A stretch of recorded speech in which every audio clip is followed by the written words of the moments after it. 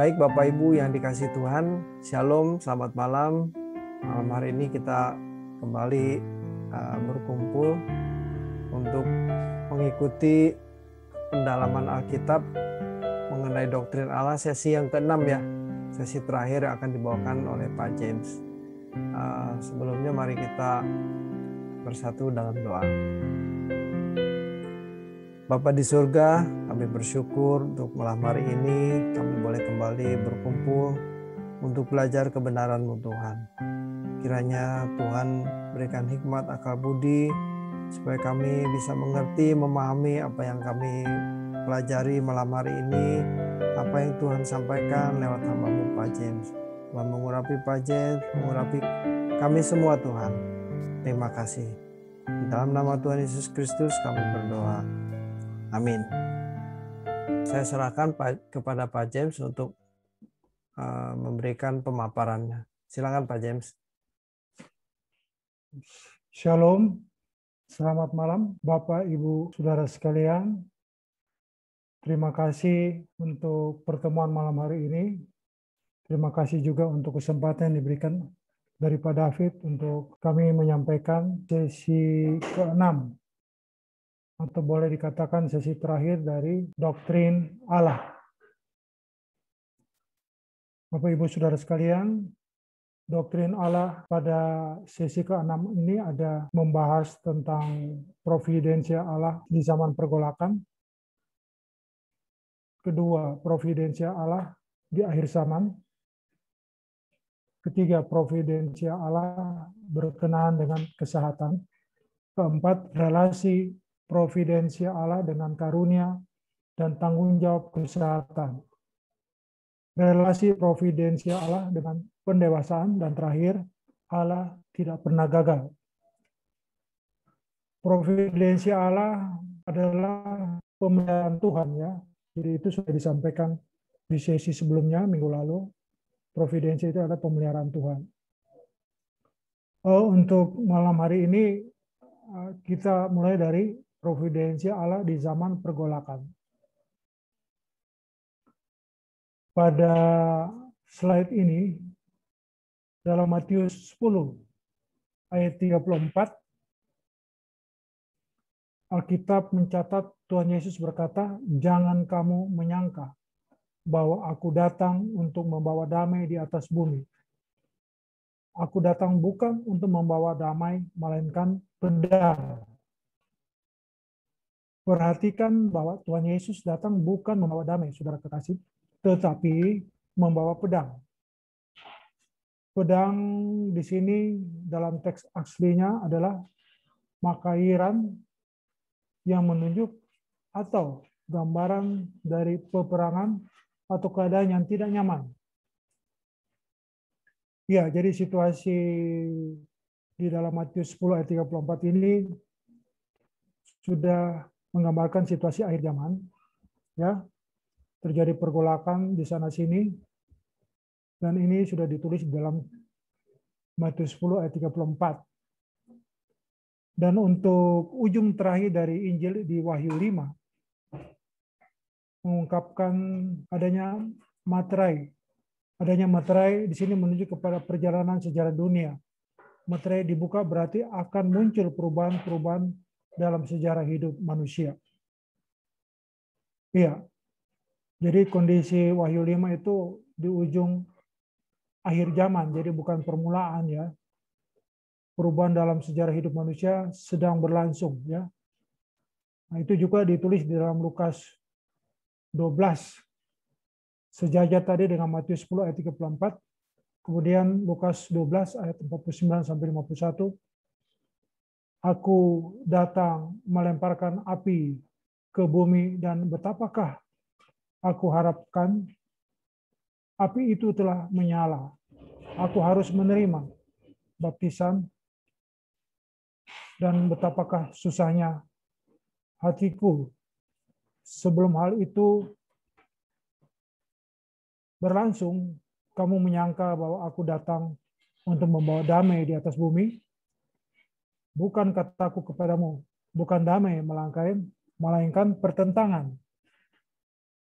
Jadi dalam Matius 10 ayat 34 kondisi tidak nyaman, di dalam Lukas 12 ayat 49 tentang situasi pertentangan, ya.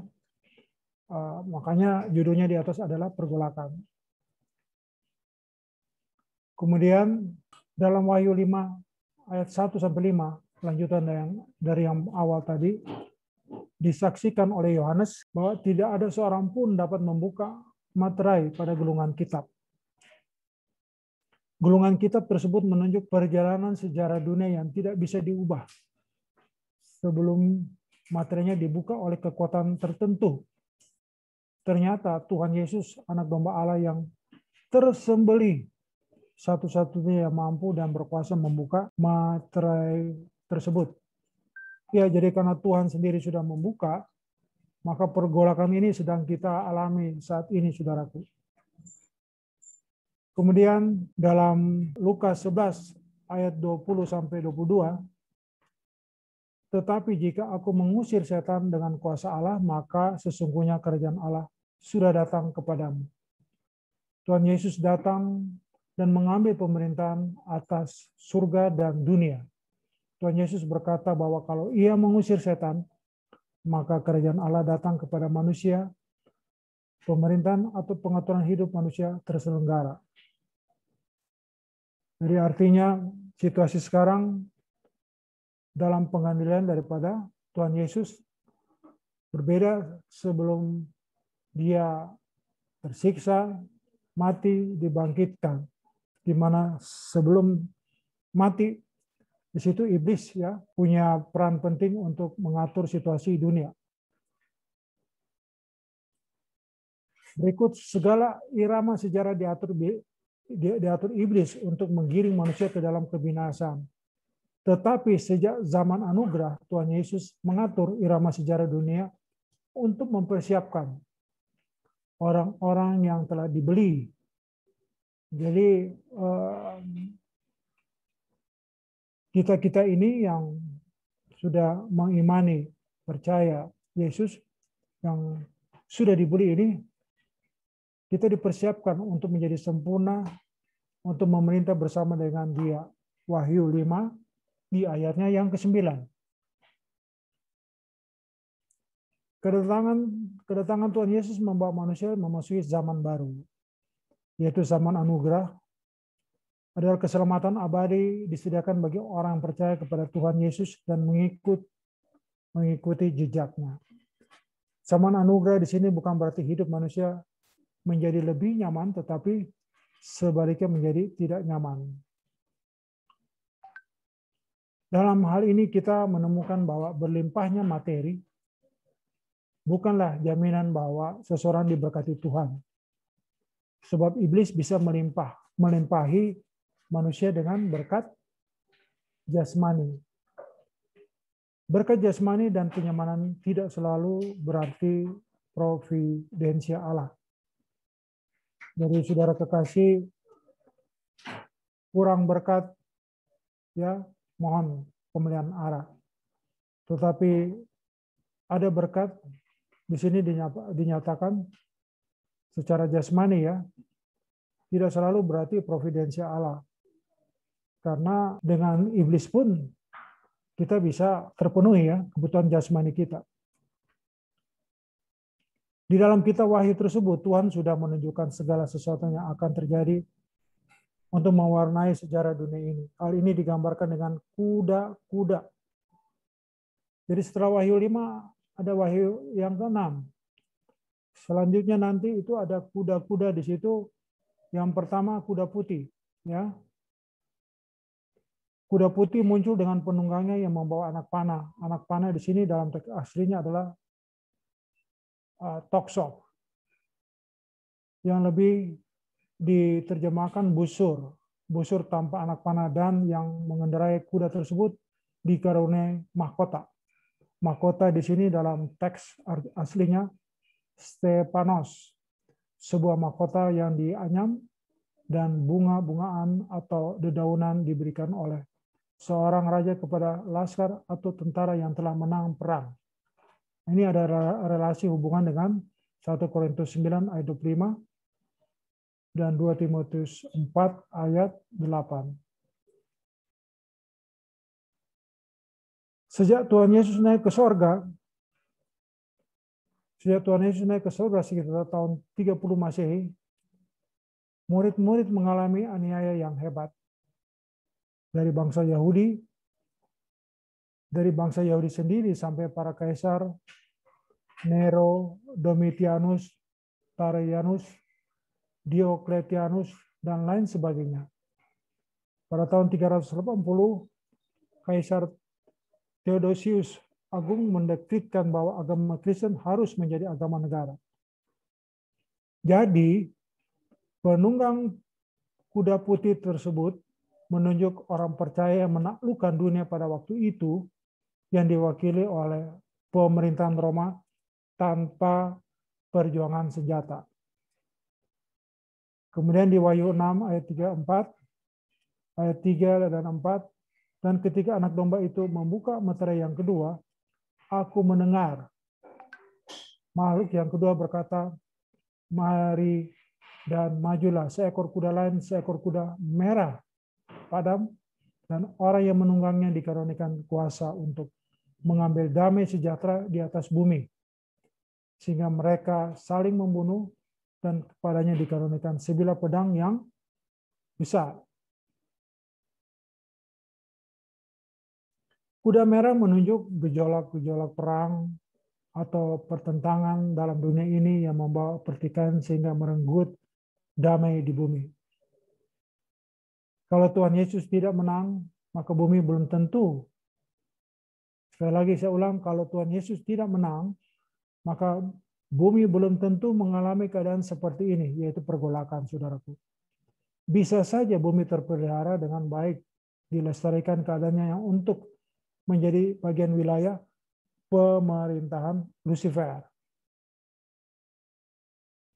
Kemudian di Wahyu 6 ayat 5-6, dan ketika anak domba itu membuka meterai yang ketiga, aku mendengar makhluk yang ketiga berkata, mari. Dan aku melihat sesungguhnya ada seekor kuda hitam. Jadi kuda hitam yang ketiga ya, yang kedua merah padam ya, yang pertama putih. Sesungguhnya ada seekor kuda hitam dan orang yang menunggangnya memegang sebuah timbangan di tangannya, dan aku mendengar seperti ada suara di tengah-tengah keempat makhluk itu berkata, secupak gandum hanya sedinar, dan tiga cupak hanya sejelai sedinar. Tetapi janganlah rusakkan minyak dan anggur itu. Warna hitam biasanya menunjuk kegelapan, ya, warna hitam kuda tersebut menunjuk kegelapan atau kesuraman. Kuda hitam dari teks aslinya hippos melas. Kuda hitam ini juga bisa menunjukkan kuda yang hitam kumal. Nah, dalam bahasa Yunani berarti kotor. Kemudian orang yang menaiki kuda hitam memegang timbangan. Kata timbangan di sini dari bahasa aslinya sugos, yang bisa diterjemahkan timbangan. Bisa juga diterjemahkan sebagai kuk. Timbangan di sini bisa menunjuk dunia perdagangan. Jadi situasi ekonomi sebagai gambaran daripada kuda hitam itu sedang krisis ya. Nah, di sini secupak gandum seharga sedinar ini menunjuk kepada persoalan ekonomi sedang krisis. Tiga cupak jelai sedinar. Jelai adalah makanan yang memiliki mutu rendah. Biasanya digunakan untuk makanan hewan seperti kuda atau keledai. Karena keadaan ekonomi yang sangat sulit, maka jelai juga menjadi makanan golongan miskin dan harganya pun mahal. Ini menggambarkan sebuah inflasi sangat tinggi. Setelah kuda hitam, selanjutnya ada pernyataan anggur dan minyak yang tadi ya. Yang tadi sebelum lebih lanjut, pernyataan anggur dan minyak tidak dirusakkan. Kalimat ini agak suka dipahami, saudaraku. Maksudnya berbagai penafsiran muncul di sekitar ini. Ada yang menafsirkan bahwa hal ini menunjuk pada perjamuan kudus harus tetap dilangsungkan. Hal ini hendak menunjuk kenyataan bahwa sekalipun bumi dilanda krisis ekonomi, tetapi masih saja ada orang-orang kaya. Di Wahyu 6 ayat 7-8, ketika anak domba itu membuka meterai yang keempat, aku mendengar suara makhluk yang keempat berkata, mari, dan aku melihat sesungguhnya ada seekor kuda hijau kuning, dan orang yang menungganginya bernama Maut, dan kerajaan maut mengikutinya. Dan kepada mereka diberikan kuasa atas seperempat dari bumi untuk membunuh dengan pedang, dengan keleparan dan sampar, dan dengan binatang-binatang buas yang di bumi. Ketika meterai keempat ini dibuka, muncullah kuda yang diterjemahkan dalam bahasa Indonesia sebagai kuda hijau kuning, ya. Sebuah gerakan yang membawa manusia kepada kematian atau maut. Sangat besar kemungkinan maut di sini bukan saja kematian secara fisik, tetapi juga kematian kekal atau kematian kedua, yaitu lautan api. Kita harus jeli, saudaraku, menemukan gerakan ini, yang tentu sampai hari ini gerakan tersebut tetap eksis dan cukup berpengaruh di dunia sampai Tuhan Yesus datang kembali. Tetapi gerakan ini satu kali akan dibinasakan oleh Tuhan Yesus. Di dalam Wahyu 6 yang ayat 9-11, dan ketika anak domba itu membuka meterai yang kelima, aku melihat di bawah mesbah jiwa-jiwa mereka yang telah dibunuh oleh karena firman Allah dan karena kesaksian yang mereka miliki. Dan mereka berseru dengan suara nyaring, katanya, berapa lamakah lagi ya penguasa yang kudus dan benar, engkau tidak menghakimi dan tidak membalaskan darah kami kepada mereka yang diam di bumi? Dan kepada mereka masing-masing diberikan sehelai jubah putih.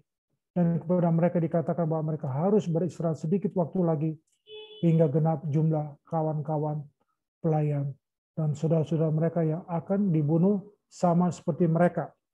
Nah, ini berujung seperti status corpus delicti, ya saudara kekasih. Yang berikutnya adalah providensia Allah di akhir zaman.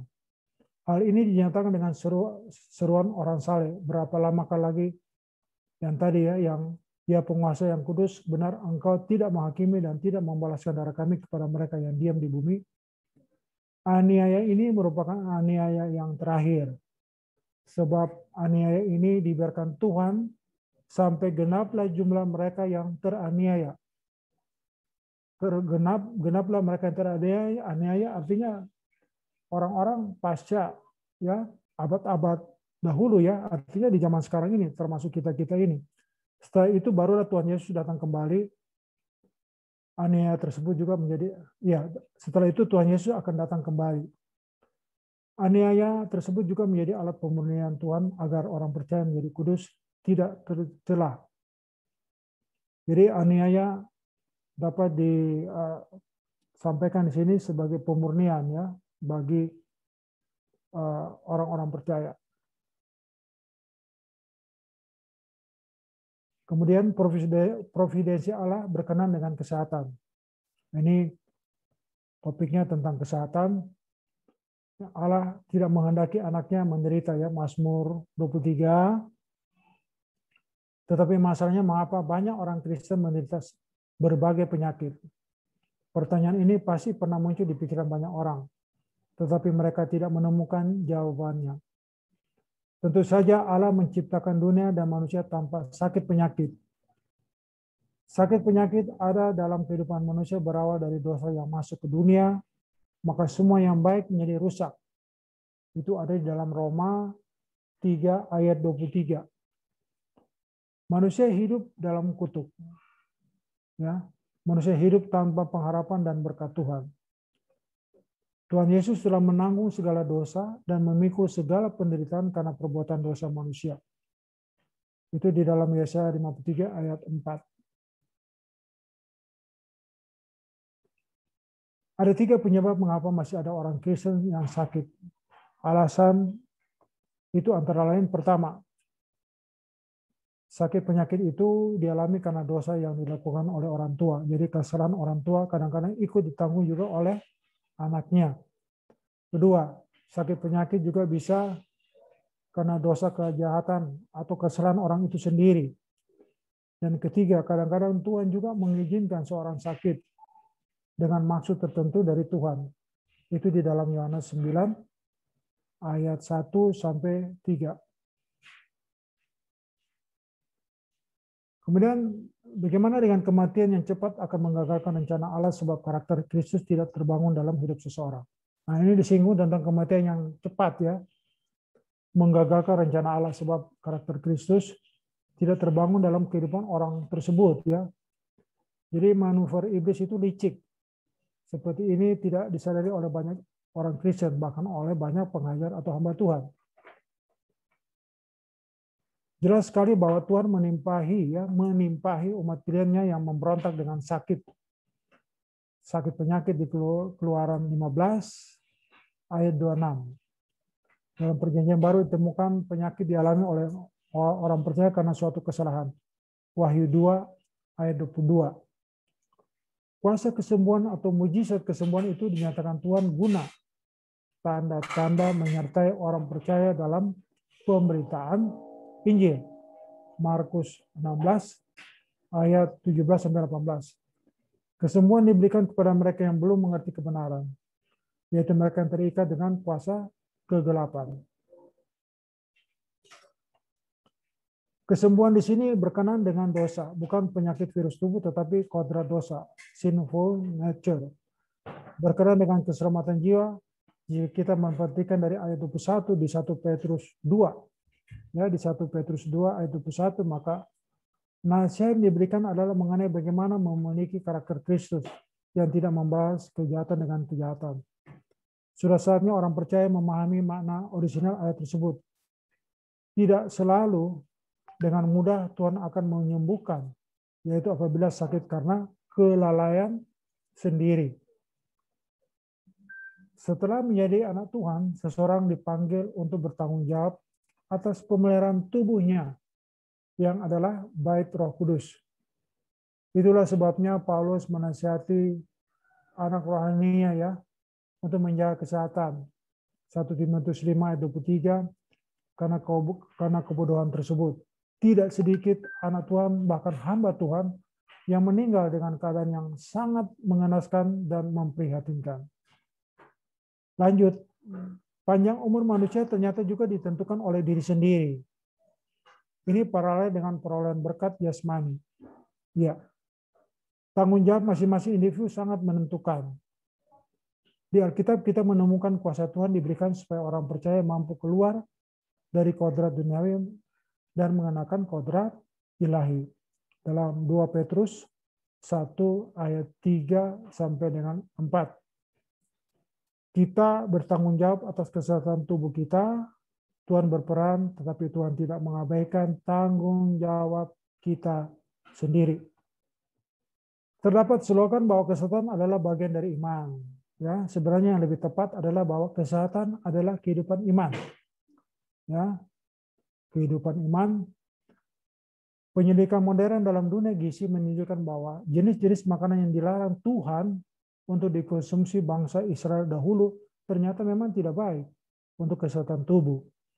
Ternyata juga pelahap atau rakus atau glojo adalah bagian dari dosa. Itu Amsal 23 ayat 20 ya. Amsal 23 ayat 20. Kita harus menguasai nafsu makan adalah bagian dari penyangkalan diri. Akhirnya Alkitab jelas menunjuk bahwa tubuh kita adalah bait Roh Kudus.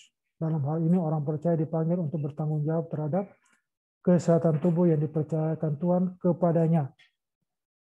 Jadi kepercayaan ini bagian daripada iman Kristiani. Kemudian hubungan atau relasi providensi Allah dengan karunia dan tanggung jawab kesehatan, ya. Itu Tuhan menghendaki kita adalah dengan tubuh yang sehat, umat Tuhan menjadi lebih efektif dalam pekerjaan Tuhan. Dengan kesehatan tubuh yang baik, seseorang tidak menjadi beban dan menyusahkan orang lain. Dengan kesehatan tubuh yang baik, seseorang dapat memikul beban orang lain. dengan kesehatan tubuh yang seseorang menjadi panjang umur, sehingga lebih banyak investasi untuk pekerjaan-kerjaan Allah. Dan dia sendiri untuk investasi kerajaan Allah. Dengan kesehatan tubuh yang baik, seseorang merasakan kehidupan lebih berbahagia. Dengan tubuh yang sehat, seseorang dapat menikmati segala berkat yang Tuhan berikan. Tuhan yang penuh kasih dan berkuasa, Tuhan tidak akan membiarkan suatu kesalahan tidak ada akibatnya, saudaraku. Sebab ini berarti melanggar prinsip keadilan Tuhan. Misalnya kalau seorang tidak menjaga kesehatan, maka ia harus menanggung beban kelemahan tubuh atau sakit penyakit. Bila manusia tidak memiliki kehendak bebas dan hidupnya ditentukan oleh takdir, Tuhan Yesus tidak akan berkata, bertobatlah kamu, kumpulkanlah harta di surga dalam Timotius 5 ayat 23. Tuhan menasihati Timotius untuk minum anggur sedikit demi kesehatannya. Nasihat itu menunjuk bahwa memelihara kesehatan adalah kehidupan iman. Dengan kesehatan tubuh yang baik, seseorang menghargai tubuhnya yang telah dibeli dengan harga yang lunas, dibayar oleh Tuhan. Di dalam 1 Korintus 6 ayat 19 sampai 20, Tuhan Yesus mati bukan saja menebus jiwa umat manusia, umatnya agar masuk surga, tetapi ia juga menebus tubuh manusia. Dalam 2 Korintus 12 ayat 7 sampai 10, 2 Korintus 12 ayat 7 sampai 10, ini adalah bagian yang sulit dimengerti dalam kitab Korintus. Bagaimana tidak, saudaraku, sebab di dalam penjelasan tersebut Paulus menunjuk adanya duri dalam daging, yaitu utusan iblis untuk mengocoh Paulus. Beberapa penafsir duri dalam daging di sini banyak menunjuk beberapa hal, antara lain penderitaan fisik Paulus, penghinaan rasul-rasul palsu terhadapnya, bisa juga menunjuk penderitaannya karena pelayanan, bisa juga karena dorongan seks yang kuat yang menjadi persoalan berat baginya, mengingat Paulus tidak memiliki pasangan hidup. Oleh karena itu Tuhan memberikan katup pengaman dari duri dalam daging pada kondisi tubuh Paulus adalah sebagai katup pengaman, yaitu duri dalam daging agar Paulus tidak jatuh dalam kesombongan. Duri dalam daging ternyata menjadi alat keseimbangan agar Paulus tidak jatuh dalam kesalahan yang dapat membinasakan, sebab kesombongan itu dilawan Tuhan. Di dalam 2 Korintus 12 ayat 7 diterjemahkan sebagai berikut, tetapi supaya saya jangan sombong karena penglihatan yang luar biasa itu, saya diberikan semacam penyakit pada tubuh saya yang merupakan alat iblis, supaya saya tidak menjadi sombong. Itu diterjemahkan lain ya. Saya itu yaitu Paulus. Jadi karena dia ada mendapatkan suatu penglihatan. Tuhan memberi kesanggupan bagi Paulus untuk hidup dengan duri dalam daging tersebut. Hal tersebut dikerjakan Tuhan supaya Paulus tidak menjadi sombong dengan keadaan tersebut. Hal ini kita dapatkan dua hal. Pertama, tanggung jawab manusia untuk mengelola hidupnya sesuai dengan kehendak Tuhan. Kedua, pemeliharaan Tuhan dan penjagaannya agar manusia dimungkinkan untuk hidup sesuai dengan kehendak Tuhan. Kalau seorang anak Tuhan tidak bermasalah atau tidak memiliki kesukaran, justru di dalam hidupnya ada masalah besar. Ya, perhatikannya. Kalau seseorang anak Tuhan tidak bermasalah atau tidak memiliki kesukaran, justru di dalam hidupnya ada masalah besar. Dalam Mazmur 73 diungkapkan orang-orang tidak benar, hidupnya melawan Tuhan, justru tidak bermasalah. Kenyamanan hidup ternyata memang sering membuat orang terlena dan tidak melihat akhir kehidupan. Oleh sebab itu, gereja tidak boleh mengajar bahwa hidup ini bisa dijalani tanpa masalah. Tuhan Allah yang besar berkuasa mengadakan mujizat-mujizat yang besar dalam hidup kita, tetapi mujizat terbesar adalah ketika seseorang lahir baru. Itulah mujizat yang terbesar ketika seseorang lahir baru dan menjadi manusia rohani melalui proses kehidupan yang panjang. Sebab inilah buah kekal kehidupan yang tidak akan dapat diambil dari orang tersebut. Kemudian sejajar, ya. Ini tentang duri. Jadi duri itu berguna, saudaraku. Sejajar dengan pengalaman Paulus bahwa duri dalam daging adalah sesuatu yang menguntungkan. Duri dalam daging kita bisa orang-orang yang dekat kita, ya, dan dengan segala peristiwa yang terjadi dalam hidup kita. Itu Tuhan izinkan untuk menyempurnakan kita. Kebenaran firman yang kita dengar dan pelajari harus dimatangkan dan dikenakan dalam kehidupan melalui berbagai benturan yang terjadi dalam hidup ini. Perhatikan bagaimana Allah memproses kita melalui berbagai sarana. Melalui teman kantor, teman di kantor, melalui pasangan hidup, mertua, anak ipar, orang tua, tetangga, teman bisnis, pendeta, majelis, teman-teman sepelayanan, dan lain-lain. Ternyata melalui segala kesulitan hidup dan ketidaknyamanannya, orang percaya diajar untuk tidak melupakan dunia sempurna yang Tuhan sediakan bagi kita. Jadi untuk capai kesempurnaan harus lewat mengalami duri dalam daging yang digambarkan seperti kondisi Paulus. Duri dalam daging bisa memantapkan pandangan kita tentang kerajaannya. Allah tidak pernah gagal. Ya. Jadi sini dalam ayat 42 ayat 2 tertulis, aku tahu bahwa engkau sanggup melakukan segala sesuatu dan tidak ada rencanamu yang gagal. Nah, ini enak di ayat 40, ayat pasal 42. Tapi yang sebelumnya luar biasa, ya. Tak diduga Ayub mengalami penderitaan. Sulit membantah bahwa rencana yang dimaksud dalam Ayub 42 ayat 2 di atas adalah pengujian Ayub atau pencobaan yang dialami dari sejak kitab Ayub pasal 1 ditunjukkan bagaimana Allah mengizinkan iblis mencobai Ayub. Semua itu diizinkan Tuhan terjadi dalam hidup keluarga Ayub. Karena Tuhan memiliki rencana yang sangat luar biasa dalam kehidupan Ayub. Jadi skenario strategi Tuhan terhadap Ayub itu ternyata berhasil. Nah, ini topik di atas memang Allah tidak pernah gagal. Tapi di sini bagaimana kondisinya dalam kehidupan kita, ada contoh dalam kehidupan Ayub. Kelihatannya hidup Ayub dan keluarganya baik-baik. Tetapi kalau teliti memperhatikan kehidupan Ayub, kita dapat menangkap kekurangan dan cacat pada keluarga Ayub. Pertama, anak-anaknya tidak memiliki kualitas hidup seperti ayah mereka.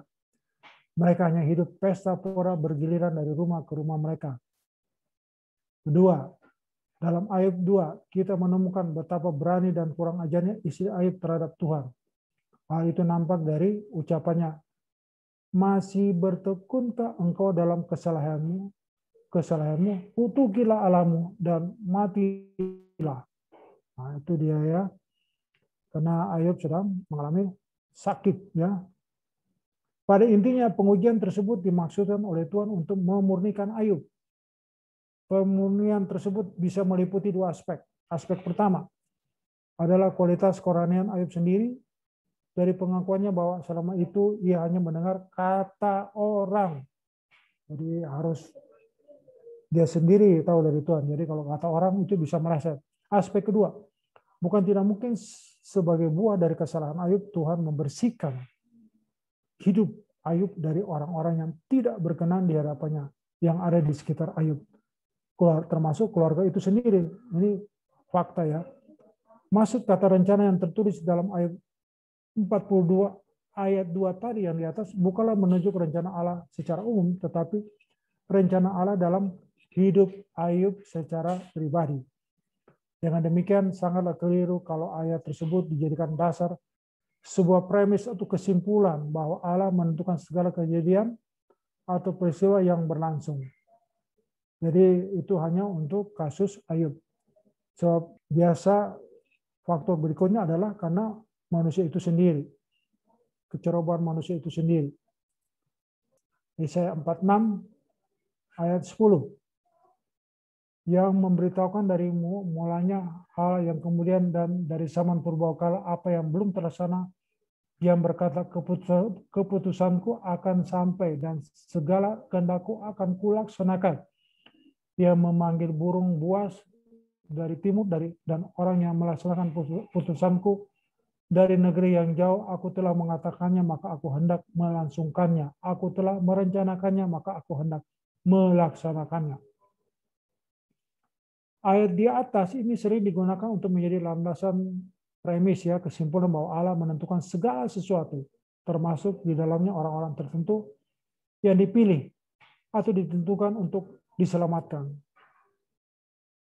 Pada Yesaya 46 ayat 10 tertulis memberitahukan dari mulanya hal yang kemudian dari zaman purbakala apa yang belum terlaksana, yang berkata, keputusanku akan sampai, dari segala kehendakku akan kulaksanakan. Pernyataan Tuhan ini menunjukkan bahwa Allah memiliki rancangan sejak zaman purbakala atau sejak dulu. Dan Allah memberitahukan apa yang dirancang tersebut serta membuktikan apa yang dirancang tersebut dilaksanakan. Pernyataan Tuhan dalam ayat ini menunjuk pada karya keselamatan Allah dalam Tuhan Yesus Kristus.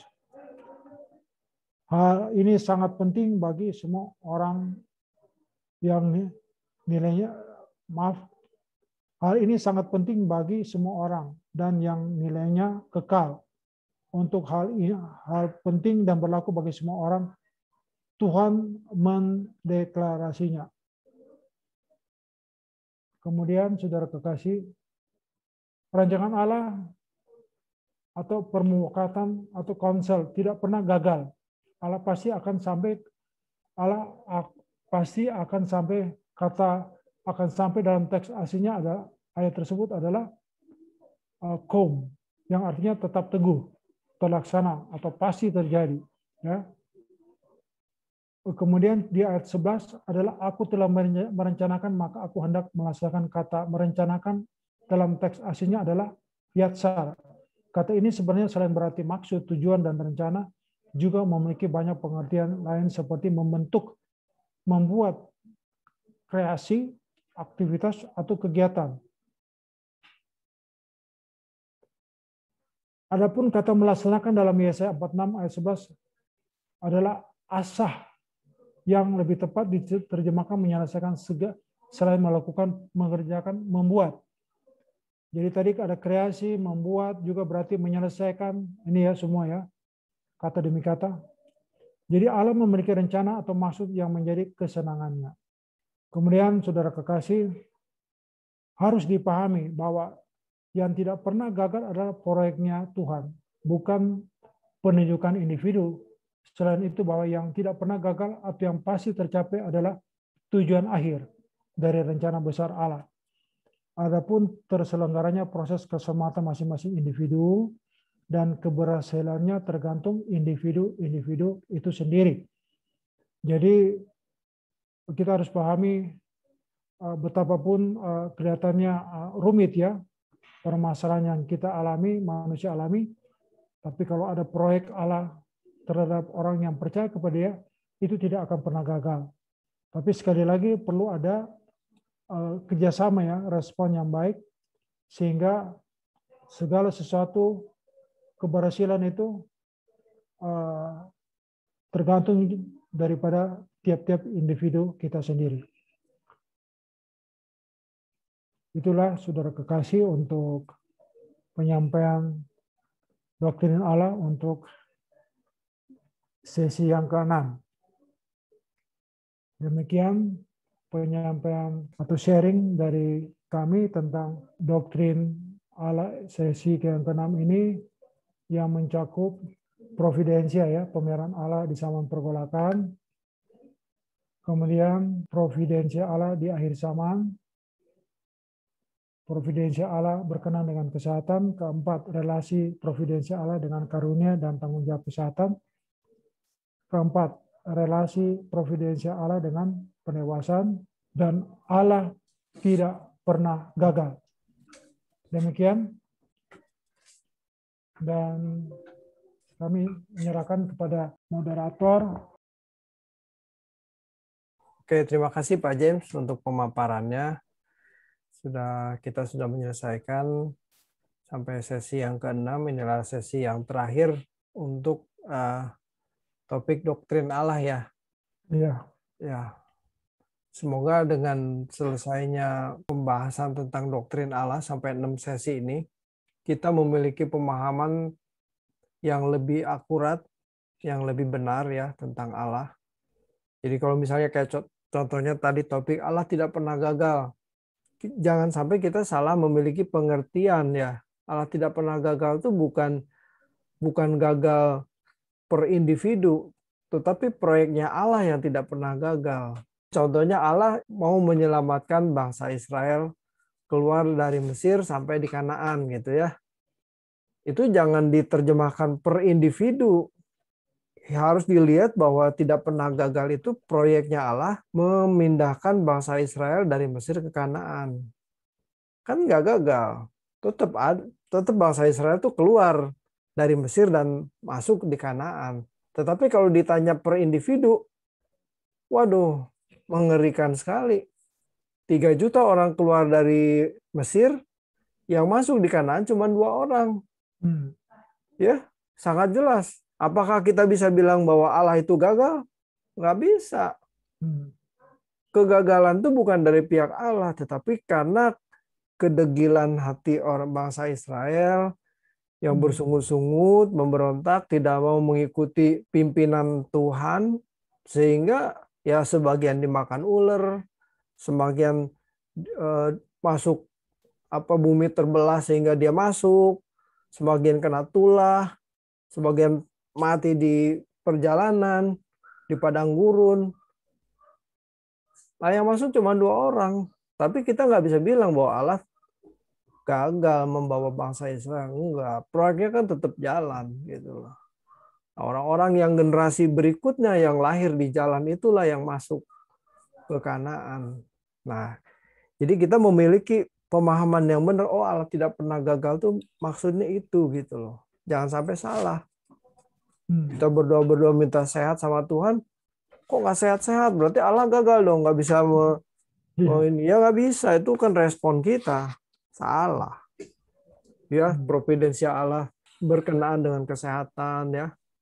Nah, itu maksudnya kita harus memiliki pemahaman yang benar ya, lebih akurat jadinya. Oke, Bapak Ibu, terima kasih sudah bergabung di acara kita. Semoga ini apa yang kita bahas malam hari ini boleh menjadi pembelajaran ya, mencerahkan pikiran kita ya. Dan kita diperbaharui terus, karakter kita diubahkan semakin hari semakin sempurna. Baik, mari kita tutup acara kita. Saya minta Bu Christine untuk menutup doa kita malam hari ini. Silakan Bu Christine. Mari kita berdoa. Bapak yang baik, terima kasih untuk kesempatan malam hari ini. Kau bukakan kembali kami kebenaran firman-Mu, mengingatkan kami terus supaya kami semakin mengenal Engkau secara pribadi dan kami berjumpa dengan Engkau juga secara pribadi. Kami memperbaiki hidup kami semakin seperti yang Kau inginkan. Ialah hari lepas hari yang kami lalui, kami percaya kami ada dalam pemerintahan-Mu Tuhan. Ampuni setiap dosa kesalahan kami. Kami mau menjalani hari-hari hidup kami ke depan. Karena kami yakin dan percaya Engkau rencana-Mu yang terbaik atas hidup kami masing-masing. Terima kasih Tuhan. Sebentar kami akan kembali untuk beristirahat. Engkau ada di tengah-tengah menyertai kami selalu. Dalam nama Tuhan Yesus Kristus kami mengucap syukur. Haleluya. Amin. Amin. Amin. Malam semuanya. Malam semuanya. Malam. Halo. Sarah, selamat malam. Selamat malam. Terima kasih Pak James. Pak James. Terima kasih Penjelasannya luar biasa, sangat diberkati. Terima kasih. Erika. Selamat malam. Oke, selamat berjumpa.